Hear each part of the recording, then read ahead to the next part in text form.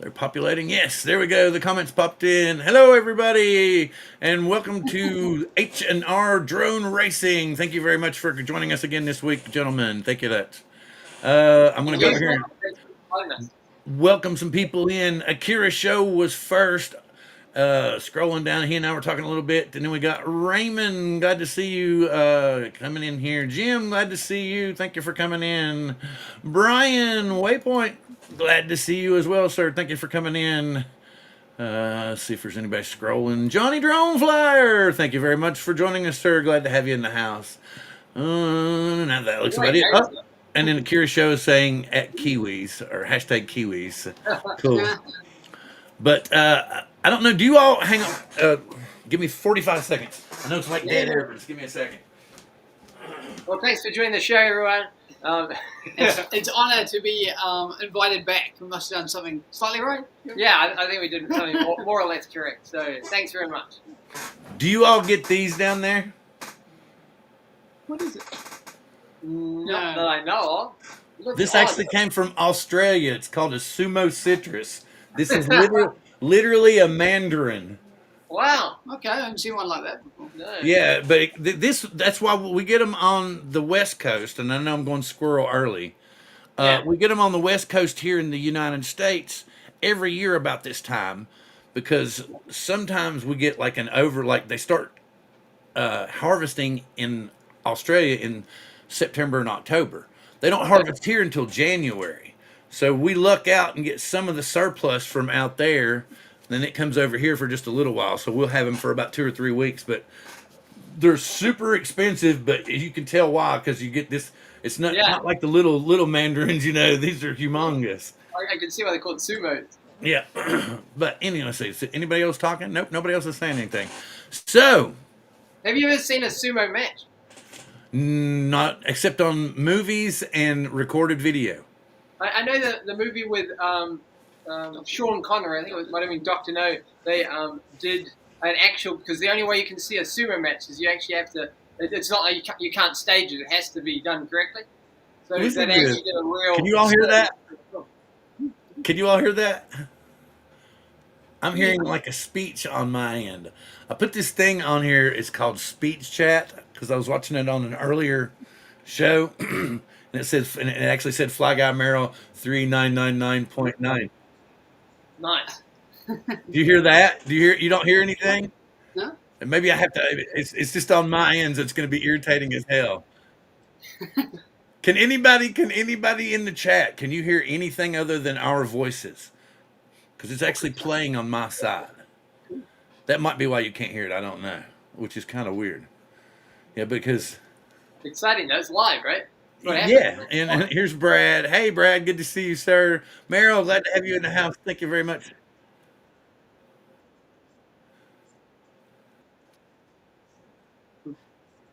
I wish you all could hear this. Yeah, no. Wait a minute. Let me crank up. I wonder if this would help.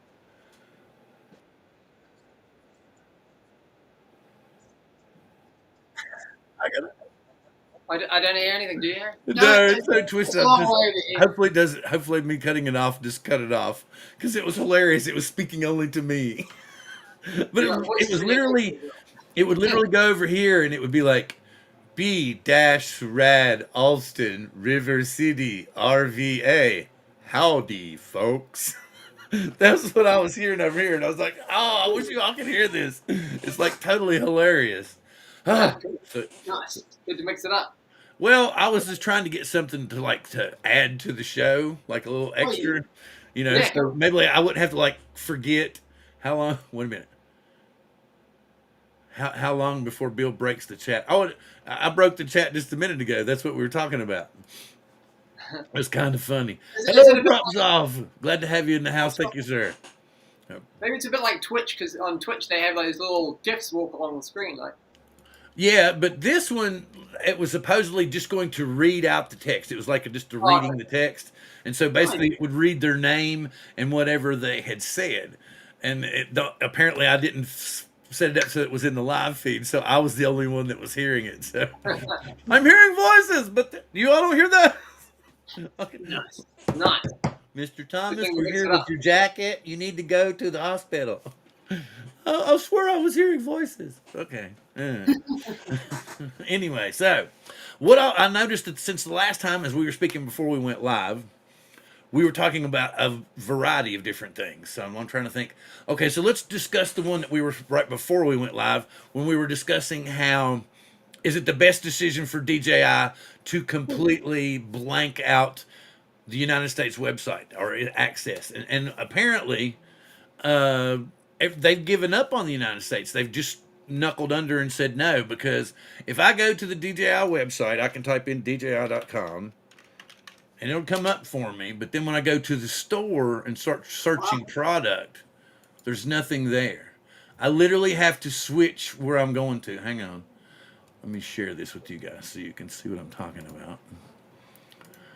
The official store. The store. So, and now I'm going to go to the page. Now, Right. I'm going to go right here and I'm going to hit search. And we're going to type in Mavic 4 Pro. We've got Mini 4 Pro, Mini 4 Pro, Mavic 3 Pro. And because according to them, it doesn't exist. But then I go up here and change it from United States to, let's go down here. We'll go to Canada. And magically it appears. Oh, in all its splendor. Let's see. Can you all see that? I'm hoping yes. Yeah, you can see it. See, that's the Canadian website. That's the only way that I can see it and see what the pricing is on it, because apparently, like I said, they've already given up on the U.S. The only way we can get stuff, where am I at right here? The only way that we can get stuff, like you can see the price right here, $2,049 is with the RC2 and just a drone and one battery. But the only way for anybody in the United States to get this drone is to pay someone overseas. Let me go ahead and stop sharing this and close this page. Like a third party kind of thing. Don't do that. Remove from scene. Cool. You see a what coming? No. Where was I? Oh, I'm all baffled here. Never mind. Let's just move on to the next subject. What blue pill did I take, Warren? Oh, okay. Let me explain some stuff. Ron's not here today. He had some things, an emergency in his family, or a situation in his family that he needed to attend to, so he wouldn't be here this week. So yes, it's a matter of me kind of recklessly trying to go through this with the boys, and I'm still glad that they came in and everything, because I'd noticed that they'd done some new stuff with their the wingman, the flight suit, and you've done how much further have you gotten on the 3D printed drone, 3D printer drone? Well, basically, isn't that what it is? Yeah, I guess so. It is, yeah, technically. That one's so it's had a maiden flight with the 3D printer on top of it since we saw each other last. So we did. I think before we were debating about how to mount the 3D, how to mount the 3D printer to it. So then we solved that problem. We solved that problem, and then we went for a maiden takeoff. Had you given any thought to? I think you said that your viewers had decided on what your potential first print would be once you got everything figured out. Yeah. I think the general census was The print itself. Yeah, kind of like Inception. So a drone printing a drone. I think. Oh, that's cool. So yeah. So instead of having like me, where I printed a skull, you'll have like a replica of the big drone. Is that what you're going to? Yeah, I think so. That was the consensus, I think. Yeah. Oh, that's super cool. And it's intricate too. So you're really going to have to stabilize the hell out of that drone. Yeah. Either that, or we're going to see filament flying all over the place. Yeah. So that might be interesting too. You never know what you might make then. We got some pretty good. Did quite a lot of maiden flight tests on that particular episode. So and did a bit of tuning. A bit more tuning to do, but I think we've got lots of other projects on at the moment. So we'll come back to it. Yeah. So well, the thing that because I noticed that like you were onto the new flight suit and everything. It seemed like an updated design, and we were talking about that right before you went live too. That was kind of cool. I like. It seems. Don't take me the wrong way. It seems more sleek now, more streamlined, I would say, I guess, to me. I don't know, to others it might not seem, but to me it does. Why don't you just go and grab it? Yeah, perfecto. Let's see. I don't think DJI has Think Up on the US, but going dark does mitigate customer disappointment. Well, it's just like Brad right here. He wants the Mini 5 Pro combo, but I, I mean, and see, that's something else I can show you. It costs, if I was looking on DJI on the Canadian site, it's like $1,000. And you go look on eBay, and all the third party sellers are selling it for $2,000. The ones that have it in the U.S. This is a So big I mean, it's market. unreal. But then you're also rolling the dice on potentially having to pay a tariff to the delivery guy in order to get your drone. So you're Wow. rolling the dice, hoping that you don't do that. Yeah. I guess it's just DJs decided to go that way. Maybe they might change their mind later on. Well, like I said, it's the U.S. government is actually, for lack of a better word or a way of explaining it, Oh, yeah. they're taxing DJI's technology coming into the U.S. Oh, yeah. So everywhere else in the world, it's selling for $1,000, but they have in order to sell it here in the U.S. They have to they're selling it for say that $1,000, but they have to collect like another $1,500 in taxes just for the U.S. government to let it in the door. So that's the problem. Is Yeah. that Maybe you need to. Everybody needs to fly around the world and pick them up and then bring them back to you. Yeah. well, something, but then the only problem is the markup. Like I said before, they've gone at least like 100% markup on everything. Oh Lord, let's see. Makes it exciting though. Changes it up. Yeah. Maybe there'll be a different company that will be competing in the US now. Well, Yeah. they're trying. What they're trying to do is they want to build up U.S. drone manufacturing. Nice. But they're Okay. starting at ground zero and trying to compete with DJI, who's been in business for 20 plus years. You Yeah. can't just go. It's not like you can snap your magic finger and go, "Oh, we've caught up with 20 years of technology overnight." You're always going to be behind Oh, unless you takes a figure out while. how to share. Yeah. Yeah. So it always So takes a while to get in the game. Yeah, and DJI use their proprietary gear when they do their configuration. So they're, yeah. they're trying to So get me to be a mule. They said I should drive from my house in Seattle to Vancouver, Canada, there and you then go. bring them. But they're going to hit me as soon as I get to the border. You're like, what are all these shrink wrapped DJI boxes in the back of your car? Displays. They're just empty Where boxes, right? they have weight to them, Mr. Thomas. Do you have receipts for all this? I do. And they're all mine, and I've already flown them all. Maybe you can fly them straight to your house. Well, that's what we were talking about. Fly like from one side over the border, and say just throw the controller over the wall or something. I don't know, What they but call it, swarming. Yeah. Yeah, you can swarm it. it's so ridiculous though that we have to resort. Like I said, if you look on the DJI website, the Mini 5 Pro. I'm going to do this again, like a Which crazy one man. would you get, Bill, if you could? I have the Mini 4 Pro. That was my big splurge. That's something that has happened since you all were on the show last. Oh, okay. Yeah. I got What the do you think new the new flagship drone. Do you like it? Having only flown it once, yes, I love it. It's a great drone, but I need to get out and fly it a little bit more. And I'm probably going to try. We might end up at like an hour and 15 minutes tonight, and I'm going to do some things, and then I'm going to try to fly it right for sunset. Okay. Cool. I did that a couple of weeks ago, and I got a sunset. But we've had some really bad forest fires here, so we've had Oh, these funky sunsets and really like weird orange skies and stuff because of the smoky haze. So, what was I doing? Oh yeah, duh, Mini 5 Pro, ding dong. There we go, DJI Mini 5 Pro, with just uh, the simple controller, or what we call, what is it, RCN3, is like $800 Okay. on the DJI website. That's 800 US. I'm not sure. I wonder if it would let me see this. Let's see. Where would that be? Europe, Americas, Canada, Puerto Rico. Where would it be? I'm surely it's got to be here somewhere. I thought for sure it would let me change it to New Zealand or Australia, but apparently not. Norway, Sweden, but no, it won't let me go over. United I Kingdom. should try something like yen. That'd be quite a bit. Well, no, I just wanted to switch it to see maybe what it would be like over there, Yes. but it's not even. Anything in New Zealand is always pretty expensive. It's Anything at not all. even a choice. Nah. But We don't yes, have it. for We don't just have it. for just the drone itself, and of course, I haven't seen anybody selling just the drone and the controller. Let me get the RC. There we go. That's the one I'm wanting. So they're basically it's selling for $1,039 on the website. Yes, just bear with me for a minute. We're going to get back and talking to the guys here in just a second. Bill, slip into. Everybody's trying to get me to.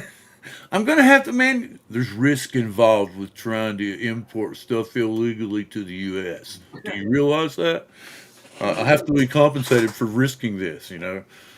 No, just kidding. Not serious. Not gonna do anything like that. No, no. Please, not since we're recording this. No. What do you mean? Oh, he wants. Oh, you want this? You want the pro package? You really want me to risk it? That's something else. See that we have a specific weight, right? What do you get in the pro package from the medium level package? Well, it's not really a medium level package. There's a standard battery and a pro battery or a plus battery, they say, and it's got an extended battery life. But here in the U.S., I'm not sure what it's like in New Zealand, but we have a weight limit for drones that don't have to be registered with the FAA. Like 250 grams in it. Yeah, here it's 249, right? Okay, and the Mini 5 Pro has some issues. It weighs 249.9 grams. So it's that close. So the slightest little manufacturing error, The propellers in a little bit. and it's illegal. So anyway, but yeah. Take off the propeller nuts, you'll be right. Oh, why would I say slip into Canada? That's why I said slip. I don't know if I could change, maybe somehow turn into a mist and manage to carry drones back. But I'm not going to drive my car over there. No, no. I think I'd go over there and stay for a weekend and buy one and bring it back. But I'd buy it as soon as I got there and fly it the entire weekend and be like, man, there's stuff on the hard drive. Leave me alone. Nice. Because apparently if you use the drone before you bring it back, it's not the same. I don't understand anything about going into other countries and coming back or anything like that. Let me do this. You put an X demo.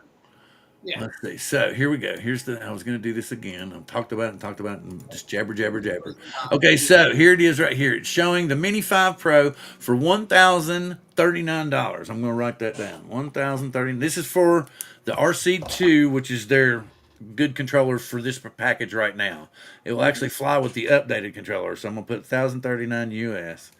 Okay, and then come back over here. Pull the U out. Yes, I know. Does this make it? I know. I'm sorry, guys. I'm haphazard, but we'll get there. We'll get there. Trust me. Okay, eBay. This is where everybody's going nuts at. So we're going on eBay, and then I'm going to do yes. eBay is the equivalent of like trading. Yeah. Y'all have eBay over there, don't you? No. Oh, well, we do, but it's not quite the same as it is. It's an international one. You can still import, but yeah. Oh, wow, trippy. Okay, but yeah, this is so everything for like the last, I think maybe even the Air 3S, maybe even the Air 3 in some circumstances. So that far back, so we're talking probably a year and a half, 2 years now, we've had to resort to going overseas to ship drones in. Sometimes they've gotten caught in customs and sometimes they've not. So let's see. Here we go. Back over here. It's kind of nutty, really. Now I'm going to show you here on eBay. Remember what I said? $1,039, and that's for the standard upgraded package, which has the video screen controller and the standard batteries and the Mini 5 Pro. Okay, so I'm going to get this in here now. Okay, so and these are the ones that are coming. Okay, these what I'm showing right now. These are from all over the world. So up here at the very top, he's saying right here, he's trying to say new in stock DJI Mini 5 Pro combo, free tariff. And he's wanting $1,500 for it. Remember I told you a minute ago. So coming from South Korea, the markup's already almost $500. Then here's one from Japan, same thing. Here we got almost $1,300. Well, he's not making that big of a profit, but again, it's coming from Japan, so you have to pay the tariff on it. Here's another one, Japan. So if I come on over here, and we're going to go ahead and limit it down, we're going to say U.S. only. Here we go. Here we go. Mini 5 Pro Plus combo, $1,989.95. There's no profit there at all.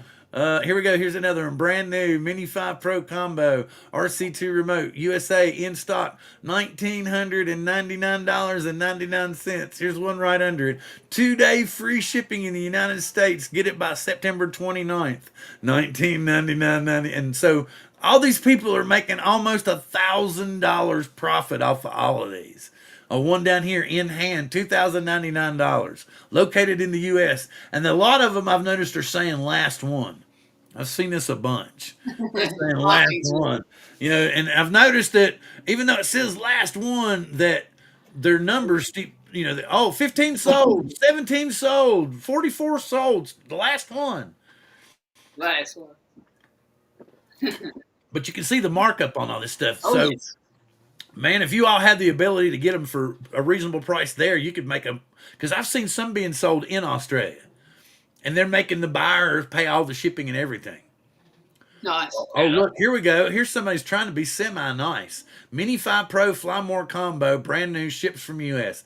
$1,800. That's not bad. For one of the U.S. people, that's not bad at all. So they're only making $800 profit. Wow, I don't know. What are we like? I guess it just depends on how much you want it, right? Yes, it's exactly it. How much of a fanboy are you? Will you Yes. pay all this money to get this drone? But like a lot of people were talking before, I would prefer to have the new controller over buying a new drone. That new drone. It's Right. kind of weird that a controller is going to cost as much as an entire Fly More package in the Mini set. But the new Mini 5 Pro, I don't know if you're familiar with it or not, but it has a 1-inch sensor on a mini drone that weighs less than 249 grams. So that's pretty impressive. Because my favorite drone before that was the Air 2S, and I would like to see it on a smaller frame like that just to see how it performs. You were mentioning that in the US that they're making like a drone company that from the ground up, like 20 years behind. What are some of the examples of what they're putting up? Yeah. Like what companies are catching? Well, trying. They don't have any yet. Okay. Here we go. Here we go. Here. Let's play a game, guys. Chris, Hope, good to see you, sir. Glad to have you in the house. I need to catch up a little bit here. I was just jabbering away. I agree. He fits the bill. Pimping. And, Dusty's here. I didn't see Dusty come in. Sorry. These fellas are true. No, look at it's like 1 p.m. there. It's just past lunch, man. Yeah, so it's not too bad for them. It's not too bad at all. But yeah, every now and again, like somebody in England, it might be like 2 in the morning. It would be 12 hours. Yeah. Okay. So, did you get the wingman or the wingsuit? Yeah. All right. So since I've jabbered along and whined and bitched and moaned about how DJI is leaving us alone now, I guess we could go ahead and proceed on to the show and actually do something with the guests. It might be a good idea. Okay. So, I noted, like I said, this is Mark 3. I can show you the Mark 2. I can share the Mark 1 if you want. Okay. Yeah. But so the new one is you can't go too far into the new one. Oh, no, I'll show you. We'll just show you in sequence. We'll show you in sequence of. Yeah, okay, there you go. There we go. Fantastic. We'll start with the Mark 1, or what we call the classic Mark 1. Mm-hmm. So this, I think we showed you last time, but so basically it started with a lightweight PLA lightweight filament design, and it's got a FPV camera on the front, and it sort of works with ailerons and elevator is how it controls. Oh yeah, I think we did bring this in last time. Yeah, I think you did. And so it works with elevators either side and ailerons and elevator underneath. Yeah, and a parachute on the back with okay. Yeah, so it's effectively a glider with a parachute stop. Yeah, so that's the first one. Okay. Mm-hmm. Okay. So this is the second one. There we go. That's better. So this is the second one. Mm-hmm. I love the goggles. So yeah, so that's a 3D scan of Harry's face. and Oh, obviously the super camera. cool. What did you scan it with? I think it was just a cell phone. Oh, wow. Very cool. With an Apple? All his arms are scanned, so that's all Harry, and his legs. Oh yeah, all scanned. And then we Very did that cool. with multicolour 3D printing, so it's not paint, that's just in the print itself, so skin tone, all that kind of stuff. Yeah. And then obviously it's wingsuits all sewn, and you've got the, can you show the Air Force? Okay. Oh yes. So this one was kind of designed to be like the real wingsuits, where the suit inflates Right. as you go forward. So it's all been sewn so it inflates up, and then there's another parachute on the top. Yeah, another parachute on the top as well, but this is a different type of chute. This is more like a proper chute, and as you go along as well, that inflates up properly with a drogue chute on that one. So it's okay, so I want to ask: is the ultimate goal to design, and Harry's going to jump off of a cliff with a new designed wingsuit? You're beside it. Oh, beside it. Okay.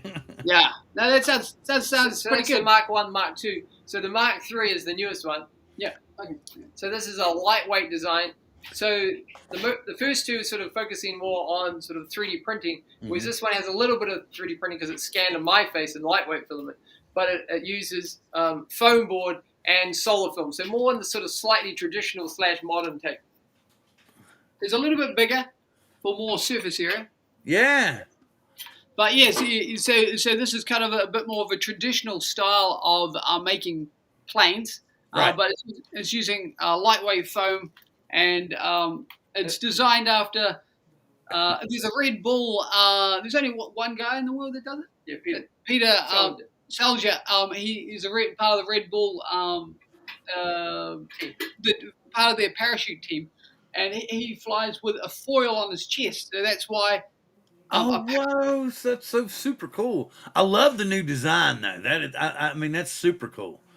So yeah, it's got a little flaps. I hope you can see it. Well, something, eventually maybe you could I know that you're not quite that high tech now, but maybe somebody will give you a grant sometime and you could put sensors all over the actual suit itself and see what's getting drag or what's getting here and there. Of course, I guess you could do that kind of in a wind tunnel too, right?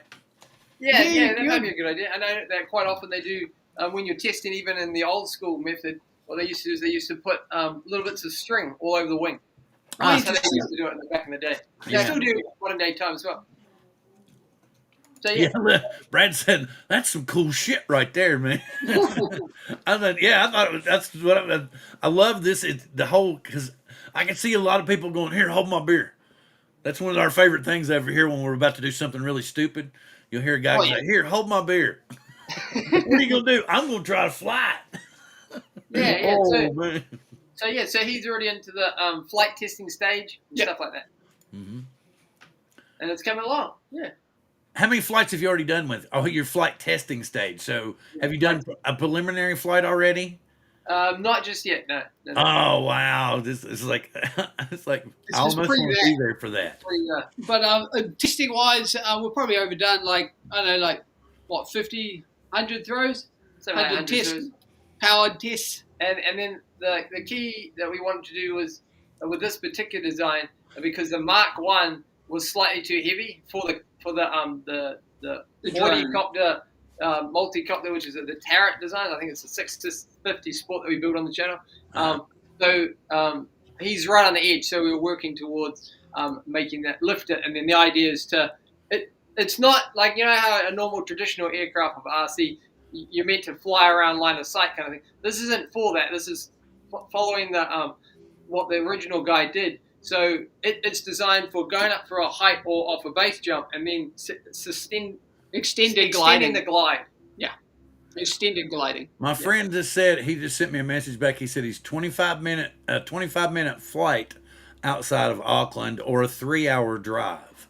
So apparently he's like on the outskirts, I guess, like on one of the edges somewhere. I don't know.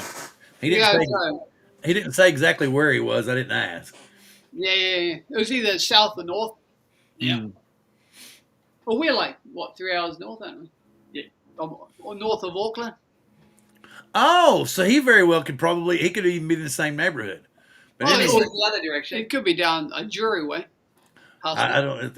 Okay, now you got me wanting to I'm going to send him another message. Basically, we're in the Bay of Islands, so that's near the top. near the topish. There's still another 4 hours to go before we get to the top. So it's probably like midway. Midway-ish. We're basically where all the beaches are. That's where we live. Yeah, beaches, beach central. Oh well, that sounds like Chuck. Seriously, Chuck, because that's what he's like. He's like that.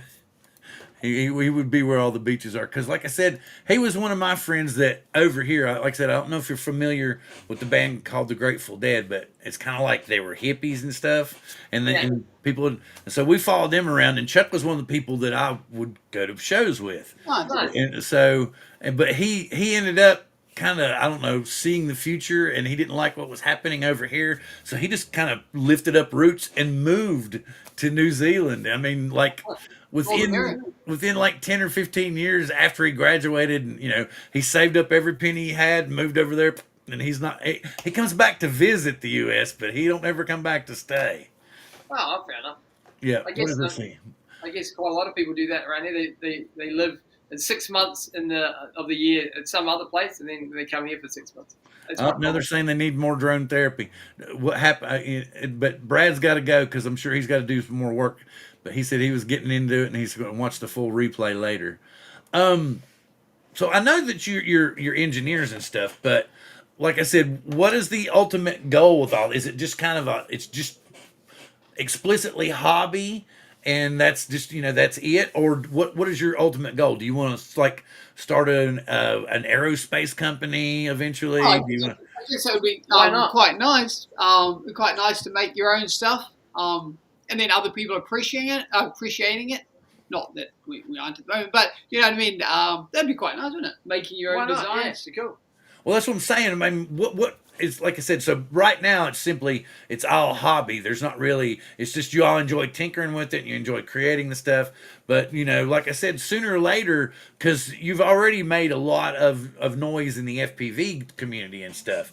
So it's like the camera drones and stuff they're not really familiar with it. But trust me, in the near future, they're going to be much more interested because people are going to have to build their own stuff and print their own materials because it's going to be difficult to find, because even like the DJI transmission systems, the O4 systems and stuff like that, those are all outlawed too. They won't be allowed in the US either.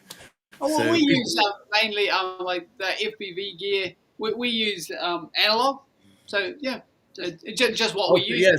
Digital. You don't have to worry about it because you're doing analog. We did use the digital system when it first came out, but yeah, we'll stick with it analog now. It's just easier in New Zealand here. For me, I don't know if it analog's really more difficult for me because sometimes I have motion sickness. So, when I'm watching, I'll kind of get that. But if it's digital, I don't have near the problem. Nice. Okay. Yeah, that's more of a. I always found that was more of a conditioning thing. Just practice. You get in practice, you get used to it. I mean, when we started doing FPV, you get a bit queasy. It's just condition the mind to do it. Just like those fighter jet pilots, you just get used to it. Yeah. Just not war. But when we were talking to Craig, so he's a pilot and fighter jet pilot in New Zealand here. We don't have too many fighter jet pilots. He's probably the only one. Maybe like 5 people in New Zealand that do fighter jets. So his was the L-39 Albatross, and he owns 3 of them. So we were talking with him on one of our episodes, so he was talking about like pulling G's and stuff like that, but apparently only a G suit only helps you with only 1 G. All the rest is just down to skill and luck, really. And training. Mm-hmm. Well, okay, that makes sense. So basically, and I have noticed that like when I had like a smaller rig, like, just so I could fly up and down the hallway, and I had those box goggles that would fit over my glasses. Oh, yeah. So, because I can't, it's really, that might have been another issue because even, trying to slide it back and forth on box goggles, it really wouldn't focus well for me. So that might have added to my dizziness too. But I have noticed, like I said, with the DJI goggles, it's nowhere near that bad. Oh, okay, cool. We'll just stick with what you like. Yeah, for sure. So, what kind of, like we were talking about earlier, like testing the wingsuit in like a wind tunnel or something like that. What all trial and so like when you're doing like with the original Mach 1 and the Mach 2, Where was it that you were noticing things and you would find ways to make improvement? Was it like dipping to the Well, left or dipping to the right, and you're like, no, we need to, bend this we hand up this way, or to get to the second iteration, I guess the Mark II, we started talking to the top wingsuiters in the world, and we started bringing them onto the show and getting their input. oh well, And that there's is super cool. Has both of you ever flown in a wingsuit? No, but we have seen one at a museum once this year. That I was would the think that Christmas you two review. would want to do that, like bad, especially you, yeah, no, Harry. I'd like to do it. Yeah, for sure. Especially Yeah. Harry. I don't know why, but something gets me. Richard But- seems. It seems that Richard, to me, okay, and I don't know you that well yet. I know I'm just. But Richard seems the one that's be like, yeah, Harry, go ahead. I, I got you. Go ahead. we're both skydived before when we're, just the traditional like tandem skydiving. So yeah, we've done that before. And we've been in Good a fun. and we once went in one of those indoor free fall training. Yeah, very cool. Yeah. I have a friend. He doesn't live here, but I have a friend that lives in Virginia that does one there. And where I'm so close to the city of Seattle, we have like two of those in Seattle. And the foot's so funny. We have a tandem jump plane, like maybe 12 miles this direction behind me that we can go to. We have. I live in a really unique area of Washington. It actually has part of the area is actually considered rainforest. So we have all kinds of weird ecosystems. Like we have, like yearly, we have tulip festivals. Yes, I'm going squirrel for a minute. We have tulip festivals. We have all kinds of like air shows and stuff. We have a variety of, mountains and stuff where there's ski ranges and stuff like that. We have pumpkin patches and all kinds of stuff like that for the family. We have, like you all were talking about, the tandem skydiving stuff. And I don't think I could do that. I used to like riding roller coasters when I was younger. But I would be terrified, I think, of skydiving with even though knowing somebody else would be in control. I would think that I would soil the whole suit, and they would be like, "Oh, we're gonna have to send this out to be dry cleaned." I think that I would really like lose myself if I did it. Was so. Yeah, How long you're- has it? How long has it been since you did that? Many years. We were probably like 21 at the time. So Yeah, I probably would have done our, it if I our was mom and 21. our sister jumped before we did. So there you go. Oh yeah, then it's kind of you have to. Yeah, you Yeah. don't have any choice. The good thing with me, I didn't have siblings, so I was never challenged in that manner. It wasn't, I didn't have to worry about it. Your sister did it. Good for her. All right. See ya. Wait a minute. No. Me, and this is sarcasm. Don't take it the wrong way. Say, wait, excuse me, sis. Before you do this, sign this piece of paper. Thank you. No, anyway. Anyway, let's see. A G suit makes it easier to stand the G's and increase with pilots.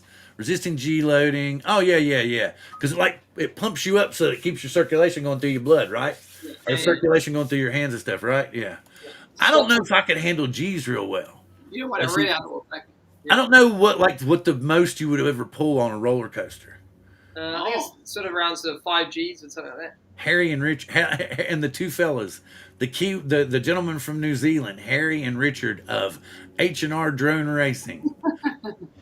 I keep wanting to reiterate that because I feel like I was calling them by their last name too much the last time. So we're making up for that because their whole existence is the drone channel. So You're talking about the air shows. What kind of air shows do you have? Like, do you have something like the Thunderbirds or the Blue Angels? Do they come? the Blue Angels come here every single year. So Wow. yeah, and oh Lord, what is it called? Hey, baby, what's the show called with the Blue Angels? The weekend thing? It's like Skyfest or something. I can't remember. Anyway, but yeah, they come every year, and like if you're anywhere within like 10 miles of the city, the weekend, or like early in the week before they have the shows on the weekend, you'll hear them and they'll be like rolling right through the sound, Nice. like maybe 200 feet above the water, just getting it. That's cool. Yeah, and it is, and you can hear them just ripping by, and then somebody be like, "Oh, the Blue Angels are here." I mean, I know it's because I feel bad because I've lived here for like 15 years and I don't The know. closest show that we have is in Wanaka, which is quite far away. They call it the Wanaka Warbirds. They have that once a year. Once a year. What is it called? Oh, Seafair Air Show. That's what it is. But it's not just that. We have a variety of shows. Like there's a smaller show in Arlington. There's 2 or 3 other air shows where they have like vintage aircraft. And you get to watch, and they'll fly the vintage aircraft, or you can like. There's some of the shows they'll have like the old World War II's, like B-52s. You can actually go in and you can look down in the turret and go, I'd never Have you ever get been in up in there. anything like that? Huh? Have you ever been up in something like that? No, I've never been in anything. I've been on just a regular plane flying from one coast to the other. Never anything. Well, I was on like a 10-seater hopper flight, and everybody else was really losing it. So, and all I was doing was this the whole time. It's just like, no, I'm okay, man. I'm good. Nice. Yeah, but all thank goodness it wasn't that long of a flight. Well, we went on a float plane once. That was quite cool. I would love to try it it would have been great when I was younger, but I have a variety of health issues. So that's you all are doing great. Take care of yourselves when you're younger, because when you get older and you remember, yes, I had so good doing that, and your body's going, yes, but you're paying for it now. Because they want to do surgery on my neck, and they want to do 2 surgeries on my back, and I keep saying no. But it's getting to the point to where I'm going to have it done. Yeah. I recommend at least get one done and see how you go. Yeah, just take it easy. Don't do the whole lot at one time. The bad thing is when the doctor looks at you and goes, yep, I'm going to have to do surgery on your neck first. And I'm going to tell you right now, it's going to hurt like hell. And I'm Maybe like, don't use that doctor. no, don't want that. I don't want that one. No. He's like, he doesn't sound like he's from a legit place. He goes somewhere where the guy's like, no, you'll be all right. I can't fly until I get it done. Right. It's one of them things, because You I can't have this weird bone spur on my neck that's like really close to the spinal cord, and so I could potentially, like, if somebody hit me in the rear end in a traffic accident or something, it could do damage. Yeah. That's what he says. At least for now, you can fly drones and stuff, and you're all good.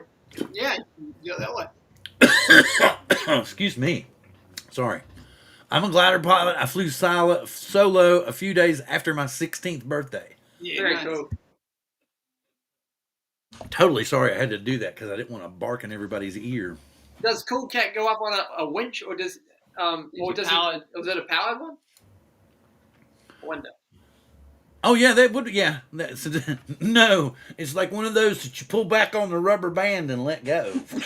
The airfield that we fly at, they have gliders quite a bit. They have a big V8 motor, and it pulls up on a winch. You can hear it. Wow, that would be cool. Yeah. I bet it pulls you up pretty fast too, doesn't it? Yeah, I bet it would. Yeah. Haven't been on it ourselves, but we've seen them go up. Well, it would have to. I would think it would have to pull you up fast. Yeah. So you could at least catch a wind current or something. Or Cool Cat, are you still here? He may have already left. We don't have a whole bunch of people here. Let's see. Wait a minute. Motor tow, arrow tow, and Club had a winch, but it was never used. All right.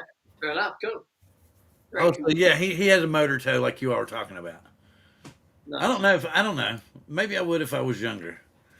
Because when I was younger, I always had dreams of being like a fighter pilot and this, that, and the other, and then you would go find out that, if you wear glasses, you can't be a pilot. If you're not this tall, because I'm not the tallest person, I'm only like 5'10". So, and they were like, you need to be at least 6'2", or you can't really use the heads-up display. I'm like, what? You gotta be. What about? I'll sit on a pillow, man. Come on. Have you ever tried one of those flight simulators at home? That could be quite cool. Like some of the big setups, some of them are pretty high tech. I really should, because I have controllers that I could use with it. Yeah, I don't know why I haven't.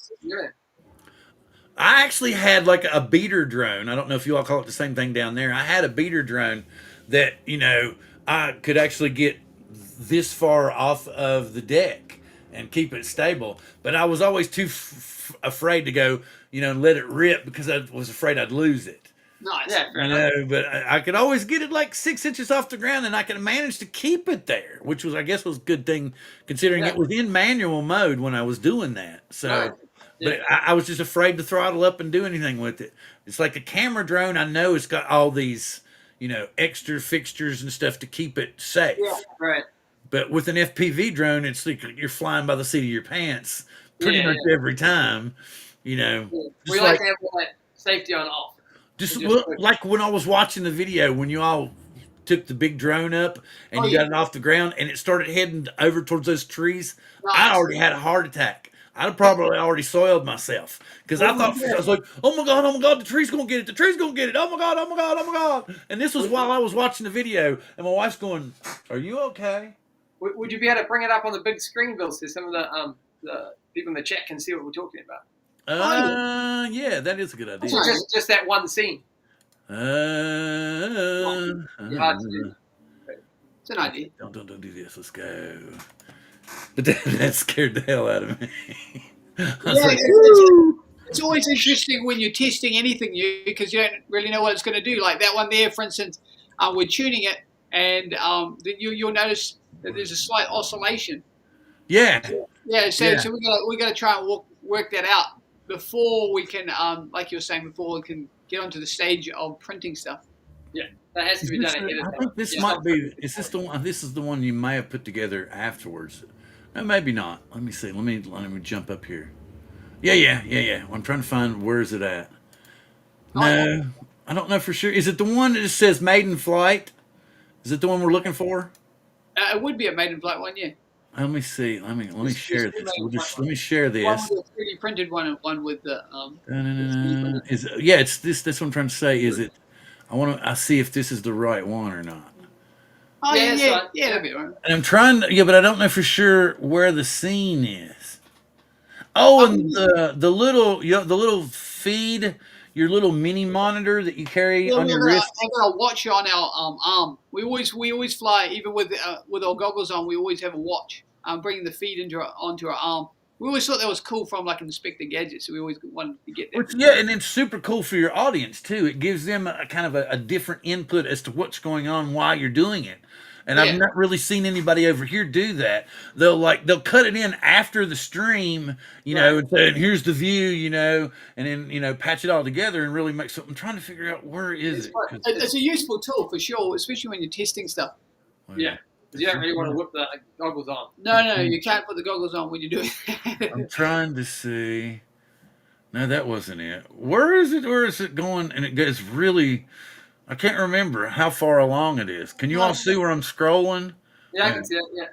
But so you can see us there in that shot. We're hiding behind that riot shield. Yeah, I don't blame you. I don't blame you at all. That's like when I asked you that. I said I asked you if you all were wearing cricket gear. Yeah, roll hockey equipment, so ice hockey equipment. Yeah. So all the cage and all that kind of stuff. Yeah, because one of those would do some serious damage all throttled up. Yeah. They do some serious. Get a big old chunk of a roll of bologna and throw it down in there like the cartoons. See if it slices it all evenly. Oh, I definitely would. And a lot of people ask us quite a lot on Instagram and TikTok. They ask us why do you stand so close? Because of course, when you're testing it, you have to see you're monitoring what's happening with oscillations and things like that. So you got to be close. If you're not close enough, you won't see it, and it'll crash pretty quick. Yeah, it's true. Here we go. I'd already lost myself right here. I'm like, ah! And my wife was like, "What's wrong?" I was like, "They almost crashed the big drone." And you all look back. It's like, how many of y'all were clinched just now? That's. Yeah, no, that's good. It's showing promise for sure. Yeah. Oh yeah. There's no doubt about that. And considering that you built it from scratch and it's that massive. But I always thought every time I've watched one of the videos and you all are doing it, even when you're flying FPV, I like the live feed directly into the stream. That's super cool. Oh, geez. Yeah, that's good. It was a good idea. Let's see what else we're going here. Well, like because like for example, the Correlator High, which is a 3D printer on top, that weighs sort of around sort of 9 or 10 kgs, give or take. So we didn't actually know, like, this is the moment in time where we don't know if it's going to actually take off.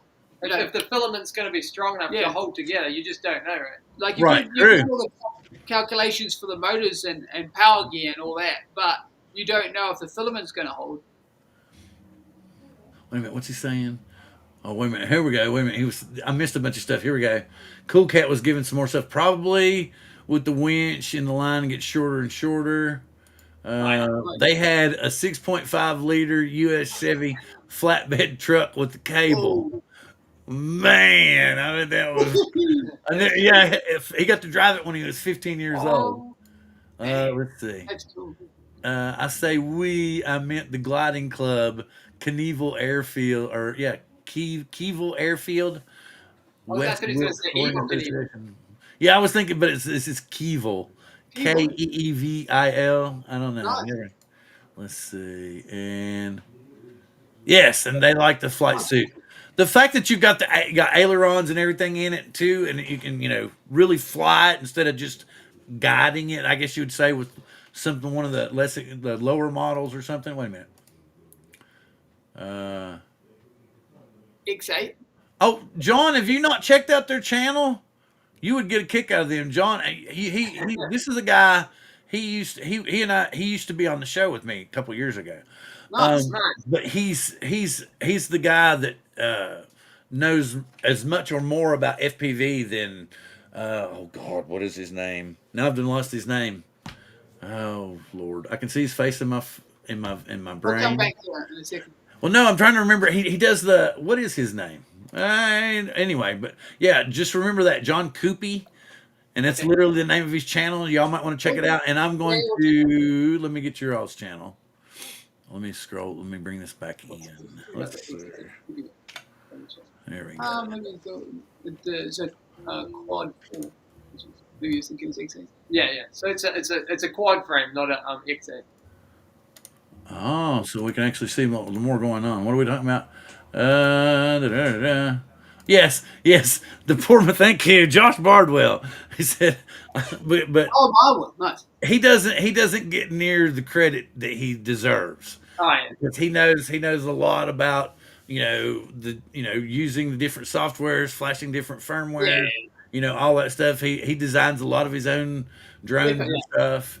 So let's see. Wait a minute. We'll check him out for sure. I want to get your channel in here to make sure that everybody and anybody that hasn't already can sign up to your channel. And let me do this. Let's see. But yeah, he Cheers. Super cool. See the oscillation? That was cool. Yeah, and it also doesn't really help that we're on a slight slope. Yeah, true. Wait a minute. Let's see. Oh, I'm looking at the actual, not the full page here. So I was looking at the feed coming in, and it's like 10 minutes behind, and I was like, oh my God, what did I do? But no, I didn't mess up. So yeah, we're still here. Let's see. One more. Is this the one? I'm trying to remember. There was one where it kind of went down the hill, and you kept on going, and I was like, wait a minute. Maybe this is it. Oh, it's a montage. Yeah, montage.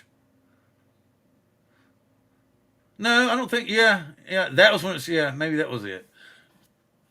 Oh, so you all did a montage. Okay, cool. Yeah, you're gonna. Yeah, where it goes down the hill there. Yeah, I was like, oh. Yeah. But if you were ever to fly with me, here locally, you would laugh because once my drone gets out about 100 yards away from me, I start freaking out. I start tensing up, and I'll be like, I don't know. One of our friend was what was he called it? He said, trust the firmware or trust the something. But yeah, it's more like trust your ability. Not necessarily the drone. You trust yourself and your ability. Yeah. A little efficiency is pushing the limits and. Oh, it's just me. It's just me because I guess when I was younger, I didn't have a lot of expensive. Lack of a better way to put it, toys, and so I'm really, hypersensitive about all of them. But he's saying, I know a little efficiency is sacrificed when stacking rotors. But I wondered if there's a difference between sympathetic. There's a 25% decrease in efficiency when you stack a rotor like an X8. Oh wow, 25%. Yeah. And how long? How long does it take to charge those massive battery packs? Not too long, about an hour. Yeah, about They're half not an that hour. long. It's two 6S. Yeah, to make 12s. Yeah, it's a 12S system. So we Yeah, I just think got you talked about that in a couple the of the last. videos actually. Yeah, there's Oh a yeah. couple of videos you talk about that. And then okay, so what all is 3D printed of the drone itself? The arms or the motor mounts or what? Yeah, So motor mounts. main body would be the main one. The main body is the main one. And on the show we've taken out. We've gone through the whole process, but yeah. So it's made of that filament PPA CF. It's like a carbon fiber new strength design. I think we're talking about 25%. So I think it was like 25% stronger than the current PACF, which is the No, I think it was higher. 60. 60. Yeah, it was quite high. It's significantly high. I'm not sure. I don't have the stats on there. But when we did the calculations and stuff, that one had showed the most promise to even attempt this. Yeah. Hmm. So We're pretty heavy. yeah, you're always yeah. Okay, that's a good question. What was the weight? How I mean, is it like lighter than normal carbon fiber, heavier than normal carbon fiber? I would say it Uh, would be, because it's 3D printed, you have to max it out. So something that would be quite thin, because it's 3D printed, you're going to allow for that. So you'd have to make it sort of quite beefy. Yeah, it's a beefy version. So we're not going for like a lightweight frame. It wouldn't be able to take the load of the 3D printer. So mm. yeah, so we went for maximum strength in our design. Yeah. Just I'm not sure that the we haven't actually weighed it like No. complete at the moment, but Yeah. because we've got some other things that we're doing Yeah, with it. But so he was happy that it didn't take too long, I guess. Let's see. I'm trying to think of what else question wise. you were just showing us before the feed that you'd been printing some things on your bamboo line. Yeah, like I just had printed this skull, but and I'm getting like towards the end of the beginning of the print where it sits on the bed, I get like a really rough, almost like it's like putting a glob of glue down or something. All right. I guess I could sand that part of it off, but then when it's finishing the model itself, I'll get these like odd round rings like towards the end. So I don't know if I would need to slow down the print I know or you can go back in and smooth it out with like kind of like a paste kind of stuff that they sell it at like 3D printing stores to smooth out that kind of with FDM printers they always make that sort of thing. Whereas ah, like a resin printer is always pretty going for accuracy, so you could do it that way. That's one option. mhm. But this one, the way the little duck came out, and I know it's white, so you really can't distinguish any of the colors or anything. But Okay. it came out much better. There's the lines and stuff are still there, but it almost looks like duck feathers, I guess you would say, for lack of a better way to put it. So, and I don't know how to adjust anything. Did you dry the filament beforehand? Most everything I'm using is PLA. So Oh, it's you still need to dry it though. Yeah. well, the printer itself is running at 10% right now. Yeah. So I usually keep stuff around 10%. I Oh, don't have an actual dryer that's myself. got it's got the stack on top, right? That Yeah, helps. but it's the first AMS, not the second one. The Okay. second one's the one with the built-in dryer.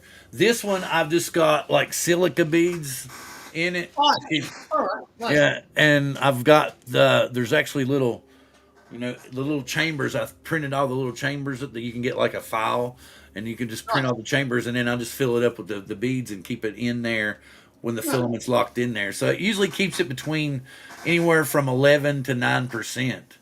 So that's the best I can do without trying to go. But honey, I need this little thing that'll hold one spool of filament, and it's to dry it. I would suggest that if you had a friend or something nearby, just dry it overnight in their dryer, and then bring it out onto your printer, and then go again and see if it does any different. Oh, Before you do anything too okay. dramatic. if you're going to go for super accuracy, it does help. Yeah.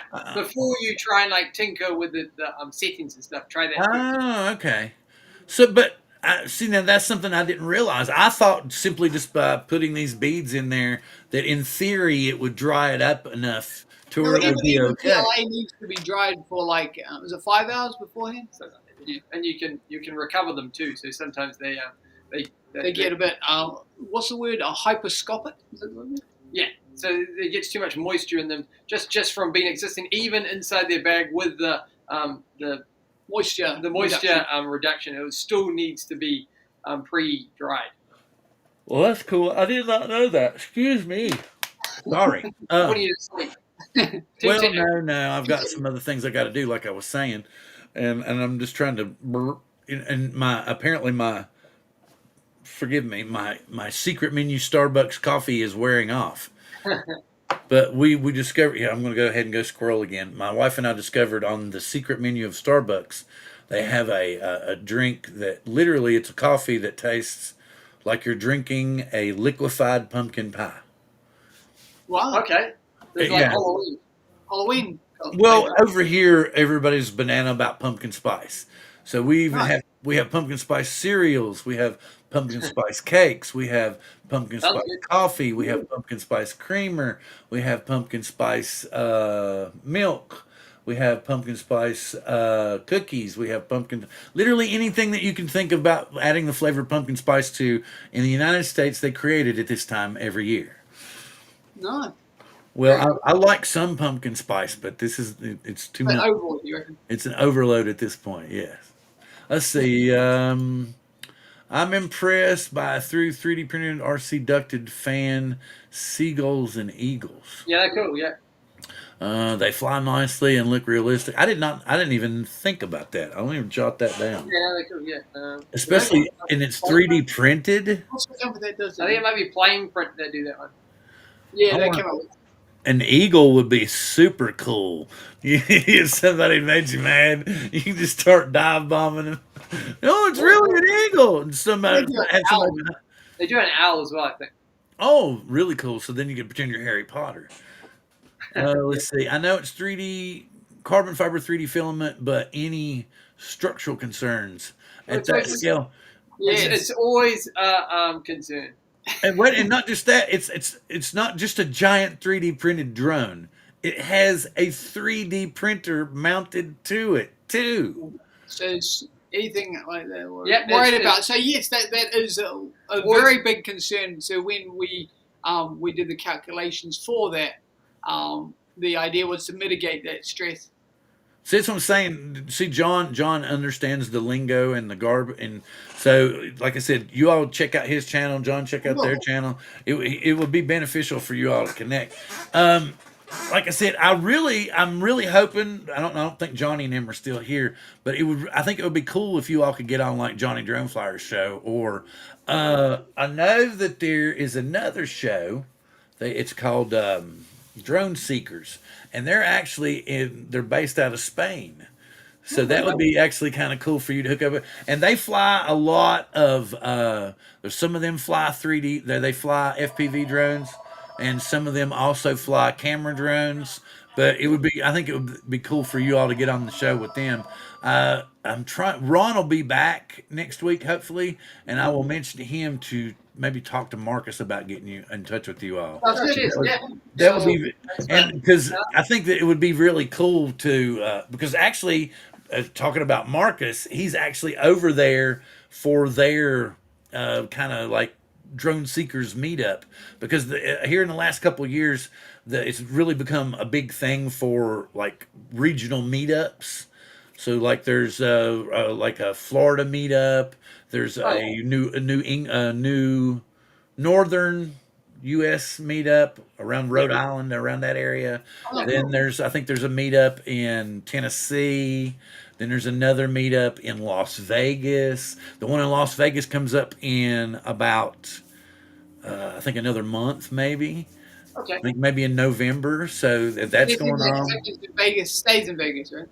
Well, yeah, but the cool thing about the bunch in Vegas is if you can, they know where to go fly to where you Yeah, can get good pictures of the strip. You yeah. know, I mean, you can't fly directly on the strip without having a 107 permit and actually filing long in advance to be able to fly there. But they know places like on the edge of town where it's completely legal for you to fly a drone, and you can still get really, really, really good pictures. So that's there's two or three different things and places. Like I said, when I first met you guys, I was like, oh, it would be really great to kind of introduce them to these people Sounds because good. you all, like I said before, your mannerisms really great. You bring a lot of energy and stuff to the hobby that's it's greatly lacking right now. You know, especially for us over here because most of the people over here in the U.S. are just kind of hum hawing because, as I discussed with you earlier, they're like, Yeah. well, they're taking away our DJI drones and now they're going to give us drones that literally the way I feel. I don't know if you've ever seen them or if you have them over there. Like in a local malls over here, we'll have a lot at Christmas time, or maybe not this year, but in years past, the malls would have like these little pop-up stores right in the middle Yeah, of yeah, them, Oh, and yeah. they would sell those Chinese drones, right? And you Yeah. could tell they were the cheapest toy drones on the planet. And yet they would have like $99 on them or something like that. And you're going, yeah. oh, that's ridiculous. I wouldn't pay that. But that's what I feel like. I feel like they're taking away the good drones, and the U.S. drones are going to be those garbage $10 Chinese drones Oh, that they're charging us $2,000 for. Well, Because hopefully not. no. there's Hopefully, Some literally pretty switched on characters over there. You know, like after all, you guys did go to the moon and all. So well, yeah, yeah. but see the closest thing we have is Skydio. And Oh, yes, I yeah, but the thing about it is they abandoned consumer drones. They Oh, yeah. only Commercial. so people like me, I don't have a 107. For me, I just like flying my drone and I like taking pictures mainly. I like taking pictures on the Oh, ground, I like taking pictures in the sky. It's to me it's just an extension of my eye and what I see and what I want to photograph. That's awesome. it. So I don't see a reason for me to go all whole crazy and have a professional license. But no. No. what's going on now in the U.S. is basically they're forcing me to. They're kind of limiting the recreational pilot or hobby pilot like me to where we used to be able to have very similar rules to 107 pilots. We simply weren't able to make money. And then they really got hardcore on it, and like a 107 pilot is allowed to fly 400 feet above and around a building or a structure or a mountain or something like that. But a Okay. recreational pilot, can't do that. We have to stay within specific parameters, That almost sounds like a stifling really good idea. parameters, in order to do that. But originally, we were allowed to do that. Good night, Warren. Have a good one. Wait a minute. Here we go. Isn't there software? I know I jump around like this a lot. Isn't there software available to show potential stress risers and loading? Yes. There is to a degree, to a point, to a theoretical point, and then so back when we were at uni, one of the software that came to my head is SolidWorks. SolidWorks. So it's quite a good design software for doing stress and strain calculations, but it gets to a point where theory has to meet reality, and that's a big step between those two. Yeah. Okay, cool. There's quite a large gap between a theoretical model to. Well, so Yes. well, what I'm thinking is like that. As soon as you did the maiden flight, you probably came back and you all spent 2 hours going every inch of the drone looking for a stress crack or the Yeah, least yeah, little failure anywhere. yeah. Probably ran it back through the computer 2 or 3 times to see if okay, maybe this ESC wasn't firing right, or yeah, I'm sure you all were over all of that. Let's Yeah, see. yeah. You always got to go and check it, but obviously not on every aircraft. It's only mainly on when you're doing the extreme tests. Yeah. Like that. Okay, here's the thing. To me, so when do you think you're going to be able to get it stabilized enough to print something? How far off is that one? It can take a while sometimes. We had one that we were designing once. It might not be that, it's unknown really, how long it could take to tune because we're using Audi copter. but for the software. But one we were working on that for test flying and whatnot. About a year. About a year doing it Off and on. off and on. So yeah, it does take a while sometimes. Oh well, no, that gives you plenty of content for your channel. That's the cool thing. Like me, I just purchased, I have the Mavic 4 Pro, and I could be doing like a lot of these other channels, like firmware updates and showing those on the channel, and then showing like sunsets and stuff like that. But I have like my biggest problem is. And I think that maybe it just never was diagnosed when I was younger, like maybe being ADHD or something, is I'll have a good idea and I'll latch onto it for about 15 or 20 minutes. And then it's like, squirrel. And I'm on to something else, And then maybe 2 weeks later, I'll remember what I was doing and then I'll start fiddling with it again. But it's like very difficult for me to stay in one lane the whole time. I guess that's the reason why we do so many projects. Yeah, maybe we could like similar in that way. But more, just to keep interest going, right? You don't want. Well, and I guess it does help having a partner, especially when it's your brother too, so you know each other well enough, and you can kind of play off of each other better.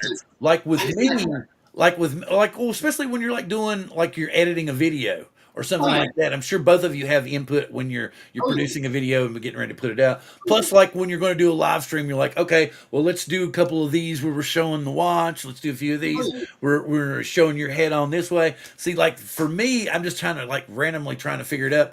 And I feel bad because like I would go watch like a Billy Kyle video. And then like 15 minutes into recording the video, I feel like, oh my God, I'm doing the exact same video, except in my voice. Oh, and then I'll stop. And I'll start over again instead of finishing the whole one, And then like 2 or 3 weeks will go by and I'll go, oh, everybody's already watched all those videos. If I post it now, nobody will watch. So I'll move on to the next one. The way it was described to us when we're doing that kind of thing, like video editing and stuff, was you just go ahead and post it anyway. And then you work on what you didn't do or what you didn't like from your previous one. And then slowly improve over time. So just change or edit or adjust one thing. Don't try and do the whole lot. Yeah, well, here lately I've discovered that I depend on AI to do that a lot more. Yeah. Well, and it's not always working as well. Because no, it's AI. It's not the Terminator yet. It's not not as good as the Terminator. It's not the Terminator yet. Not Arnold. Or the Governator. Cool anyway, but let's see. Oh, we still have 10 people watching. Okay, we're at the point of the show. I don't know. Do you all like you get the same movie releases and stuff that we get here? Like, did you get the new Superman movie over there? The new, sorry, Superman. Oh yeah, the Super Dog and Superman. Yeah. Okay, last week, and I'm at the point of the show where I usually start talking about streaming stuff that we watch online. Okay, last week it was added to HBO Max, so I got to finally watch it. Cool. And I to begin with, I had heard rumors that it was more like the old bubblegum Superman, and he was just a good guy. But have you all seen the movie yet? No, I haven't seen the movie. I've seen the trailers though. Are you all at all? Let me ask this: are you at all interested in the movie? Yeah. Oh yeah, we'll watch it. Yeah. Okay, so maybe I should, but it's definitely worth watching. It's one of the best Superman movies that you will see. And there's it's if you know anything about comics, you know about the original DC universe, and then you know about the new DCU universe. Okay, this Superman is in the new DCU universe. Nice. So technically in the new DCU universe, Krypto isn't Superman's dog; he's Supergirl's dog. Oh yeah. Okay. Yeah. Okay, but I gotta, and this is I gotta do this. People, you can get mad at me, and guys don't. I'm sorry, but I gotta do this. At the very end of the movie, you see, and this isn't giving anything away because we're past all the heroic stuff, and then it's more of a what do they call it, a dysfunctional family ending to the movie. Is that you see Superman and he's laying there and all the robots are checking him out, making sure he's okay and everything's all right, okay, and then about this time you hear crash, bang, pow, and then you see Supergirl come in, and her whole outfit's all filthy and dirty and nasty. Her hair's all messed up, and her makeup and mascara's all smeared and everything. And she's going, "You got my dog!" And she just comes staggering in, and he's like, "Yeah." And then you see him, and he goes and he jumps on, and then Crypto jumps on her, and then they're playing around, and he's spinning her around in the floor, and she's laughing and giggling. And then the robot looks at Superman and he says, "Well, why is it that she's doing this?" And he goes, "Well, on a planet with the yellow sun like Earth, we can't get drunk.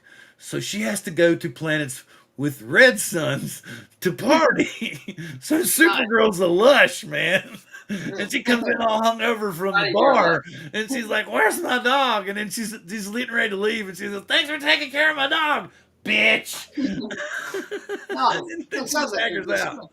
But the movie is really, really good. I did not think I would enjoy it as well as I did. I like it better. I hate to say this, than the last Henry Cavill, than the last Henry Cavill Superman. Even though Henry's got the big buff body and everything like you expect Superman to be, but this guy, he does a really good, kind of introverted, kind of like Clark Kent's supposed to be, because he's just trying for people not to realize he's Superman. And then he pulls it off a lot better, I think, in this movie. And it's a unique twist to what all goes on in the movie that I've never seen. Maybe it's because I'm behind on Superman comics and I haven't read any of the new DCU, but it's really good. It's very interesting. So if you all have access to it, I really highly suggest that you watch it. We're big fans of Superman. We've watched Smallville and all the Yeah, you will get a kick out of this. Going back to like was it Superman in Lois? Clark. That was like Yeah, way back then. But yeah, it was Clark and Lois, wasn't it? It was Clark. It was just Clark and Lois. Yeah, but yeah. So, but I'm telling you, especially since you like those, you will really enjoy this one. Let me think. I don't know if you all get Netflix over there. I just finished I'm going to say this. I just finished the second season of Wednesday.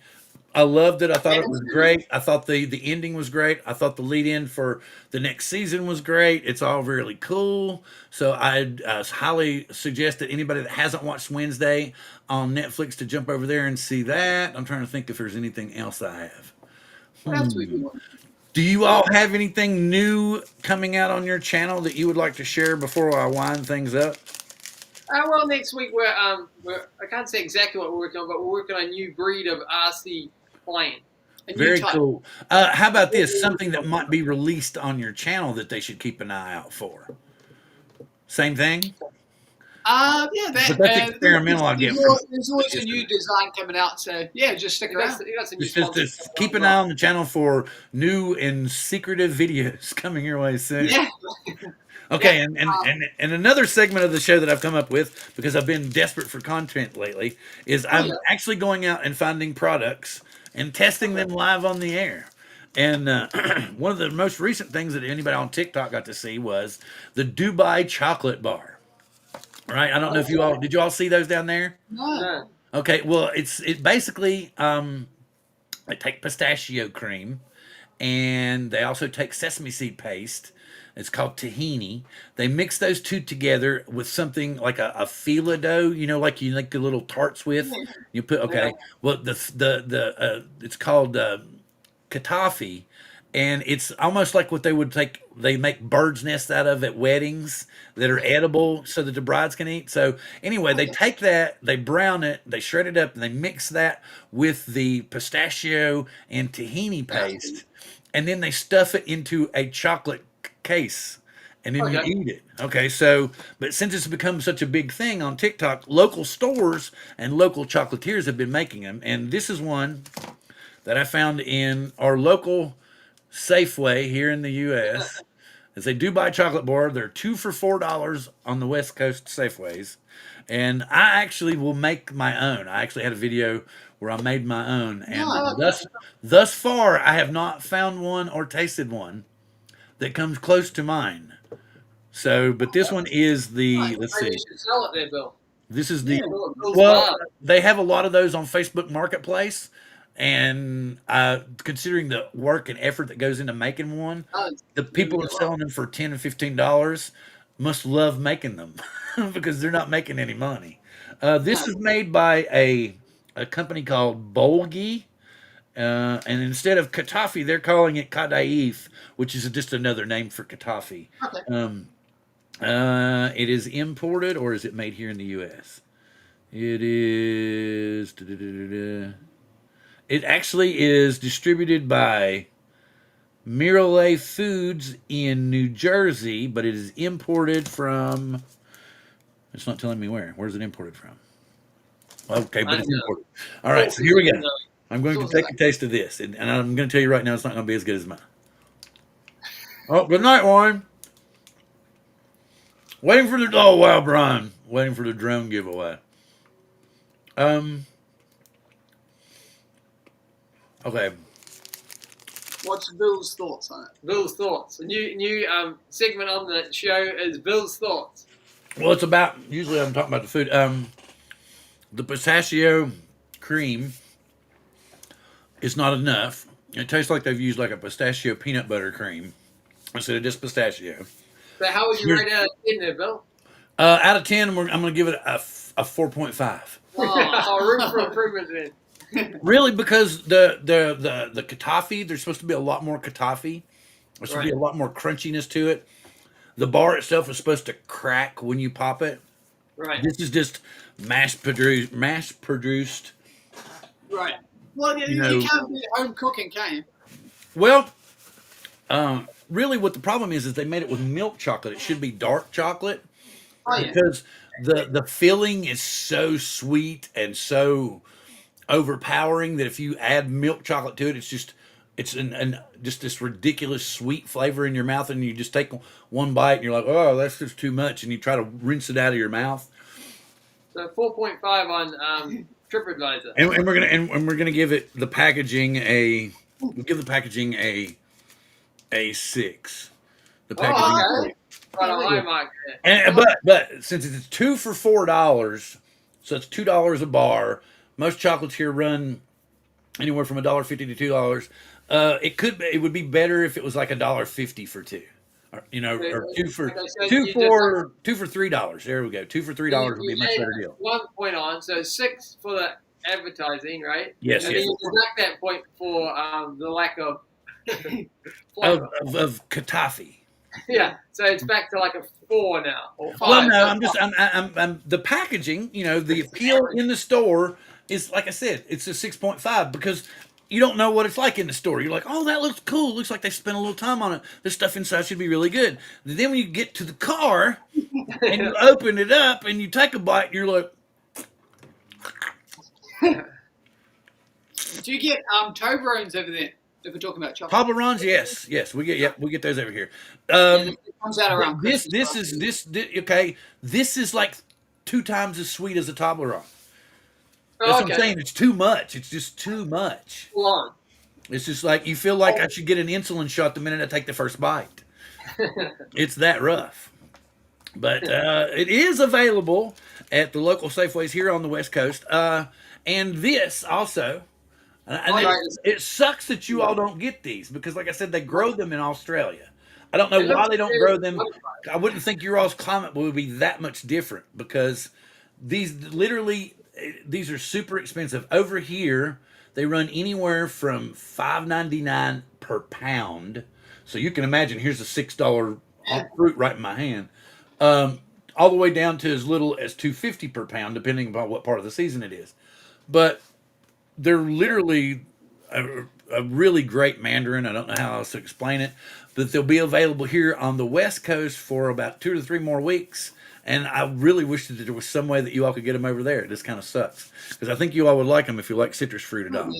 And that's about all I have for the show this evening, as I have other things to attend to, and I want to try to fly my drone for at least the second time. Wait a minute, I might be able to do this. Let me do this.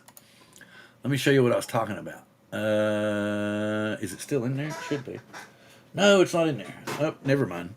So much for that idea. I was going to show you. I thought I still had the SD card in the computer, but it's not. Wait a minute. I can do this. Wait. This won't take but a second. I can plug it in now. I should be able to. And it should wake right up. Hey, here it went. Ha ha ha. Yes, we have different more choices. Open and view files. No, not that one. Oh. Let's see. Where's the... Oh, whoa, when was this? That can't be. Seriously? Nah, that's got to be the 3. I thought... It looks like I took more pictures than I thought I took. Oh, no, this is Mavic 3 footage. Never mind. This is all from the Mavic 3. This isn't from the new drone. Where did I put it? I brought in... Hang on, let me check one more thing. I Was made it shooting 8K or 4K? Oh, no, I was just shooting pictures. So, and I'm not sure what it was. But anyway, I had shot a cool sunset, and I told you about earlier about where the smoke and stuff had kind of made it really look kind of weird.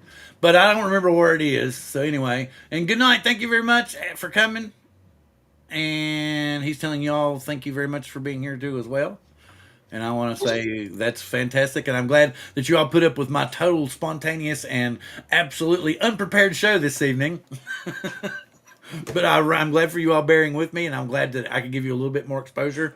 And I swear I'm going to try to talk some more people into getting you on their shows. Thanks very much for that invite there, Bill. Always a pleasure.